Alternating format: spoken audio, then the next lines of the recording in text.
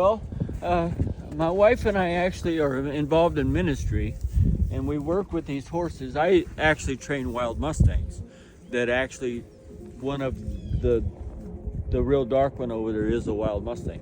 And the reason I work with the Mustangs is because they are the throwaways and the orphans of the horse world. There's a lot of orphans in this country get stuck in the system. Being humble means that we will do anything because you're above or below nobody, and that your job is to represent Jesus. And really representing Jesus is being the hands and feet of Jesus. You can't just sit here and talk and not be the hands and feet of Jesus. That's something that's really important. And part of that is taking care of widows, taking care of single parents, taking care of poor people, taking care of homeless. You know, Jesus says, for what I'll do for you, I'll do for the least of these. Tell us a little bit about Donna. Donna, since we met 10 years ago, and our biggest affiliation that we loved each other for was the fact that we are big into volunteer work. She was actually working for a dog rescue when we first met. And since then, we have done all kinds of volunteer work. We work for the church. We do all kinds of things for people. And that's what actually brought us together, is the fact that we do that. And Donna's not one that just volunteers. She actually organizes volunteer things. We organized 2 trailer loads full of supplies to go to North Carolina to help with the Hurricane Helene.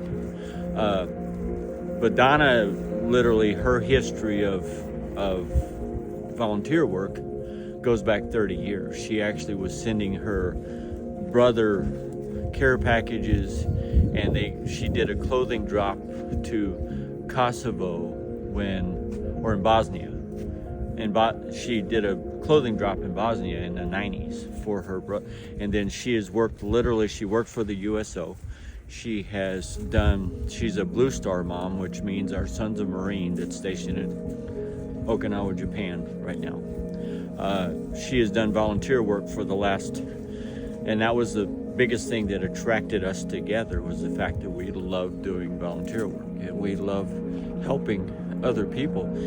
We went on vacation to Ireland last 2 weeks in July because her aunt had a funeral, and then on the 29th of July we came back home.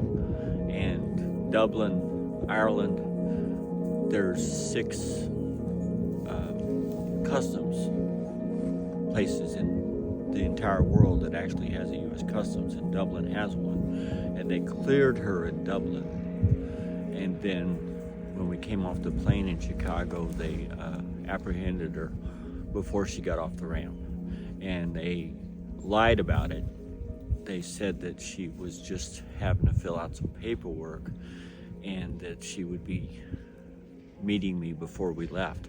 Well, that didn't happen, and they contacted me before I got on a plane and said, well, she'll be coming to St. Louis later that night. And then that didn't happen. Then the next day, they said that she had been apprehended by Customs, and she stayed at the Customs in Chicago for 5 days, and then they moved her. They transferred her to Campbell County Detention Center in Campbell County, Kentucky. About the day Donna was detained, and specifically, what was going through your mind? What were you thinking? Well, I was puzzled with the whole thing, because the whole thing was, we're going to get criminal illegal immigrants, and Donna's neither one of those. That's not.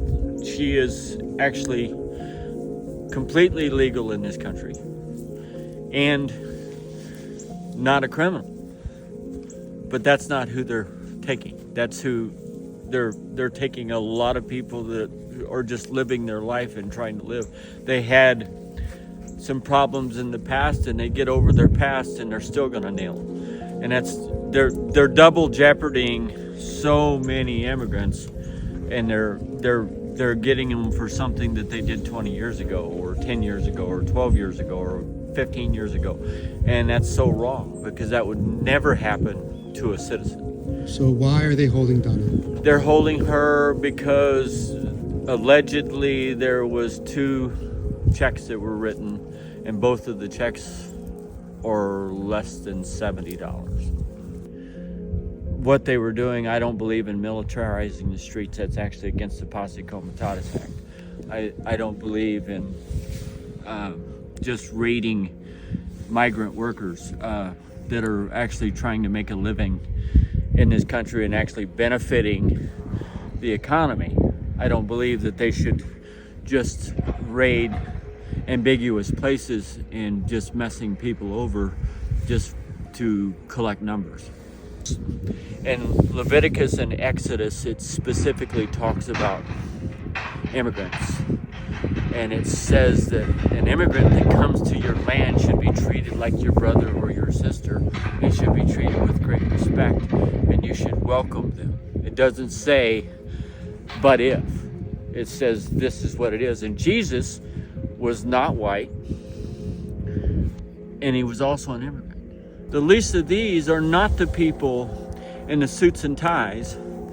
They're the people that are the poorest of the poor. And that's the people that we really need to care about and we really need to love. And that's what is not happening. We're not taking care of the least of these. We're actually treating them bad because of greed and so on and so forth. They get $3,000 a month per immigrant when they throw them in jail, when they throw them in detention. And they say, oh, they're just detained. Well, no, detained and being in jail is the exact same thing. My wife is in jail with probably 100 immigrants. And many of those don't even have a fighting chance. And none of them that she's there are the criminal illegal immigrants that is being advertised. None of them. And there is a right and wrong. And immigrants have rights, and they're absolutely taking those away. As I said, 70% of the people that go, 75% of the ones that go into detainment don't have a lawyer. And they're just because they're poor. So we're actually going against people that are poor. The people that, when you go through crisis and you go through the things that you've been through, the people that, it's amazing the people that really stepped up and helped. There's people that I don't know that have said, you know what, we're going to love on her anyway. We're going to help you in that situation. In D.C., I spoke at the Capitol 2 weeks ago, and the warmth that I got from people that are against a lot of things I believe is amazing. And that's one thing I've learned through all of this, is there is good in absolutely everybody, and that's what we're missing in America. We are missing the fact that there is value in everybody. Well, I want to teach people that love is as strong for everybody, period, as you can possibly get. I want to also teach them that for the rest of my life, I will advocate, and I will say this forever, that I will advocate for immigration reform, but not only immigration reform, but it needs to be an equality in this. Nobody's less than anybody else. You know, and my philosophy in the world is I want to die broke. I really do, because people need stuff. And if we can't help people, then we're wasting our time in this world.